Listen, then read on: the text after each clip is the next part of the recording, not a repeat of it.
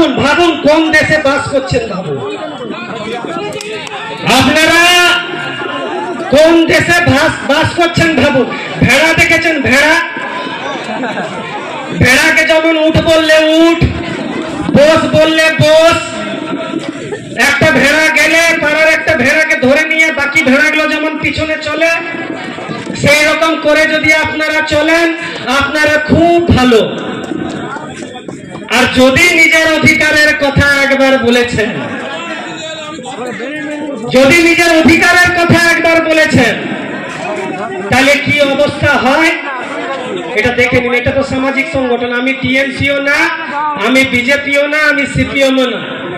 আমি একটা ব্যবস্থার বিরুদ্ধে কথা বলি, আর সেই ব্যবস্থা যদি চোর সিপিএম হয়, যদি চোর বিজেপি হয়, আর যদি চোর তৃণমূল হয়, কারোর বাপকে ভয় পাই না, কারোর বাপকে পর্দা করি না। যদি দাম আছে তো তুই এখানে মঞ্চ যাচ্ছে, আর একটা মাইক তোর হাতে দিচ্ছি, একটা মাইক সুমন্ত বাউরির হাতে থাকবে। তুই কতটা জনগণকে ভালোবাসিস আর সুমন্ত বাউরি কতটা জনগণকে ভালোবাসে, দুধ কা দুধ আর পানি কা পানি মঞ্চে হয়ে যাবে। আমার কথা আছে, দাম আছে বুকে দাম, তাহলে চ্যালেঞ্জ করছি। এই যে মঞ্চে আছি, মঞ্চে আরো 8 ঘন্টা থাকছি। আই যদি এক বাপের বেটা বটিস, তুই কত মানুষের জন্য ভাবিস, আর সুমন্ত বাউরি জিন্দাবাদ, সুমন্ত বাউরি জিন্দাবাদ, সুমন্ত বাউরি ফেসলা যে তুই কত মানুষের জন্য ভাবিস, আর সুমন্ত বাউরি কত মানুষের জন্য ভাবে। লড়ার মুরাদ নাই, ওই সিম্বল পিছন থেকে সরে দিলে 10টা ভোট পাবি না।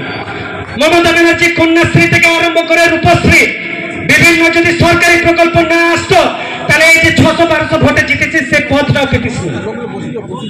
আর মাইক বন্ধ করাচ্ছিস, এত হিম্মত এই গণতান্ত্রিক দেশে তাকে চ্যালেঞ্জ করবি যে কলমটা ধরে আর ওই বাবা সাহেব আম্বেদকরকে সামনে রেখে সংগঠন করছে।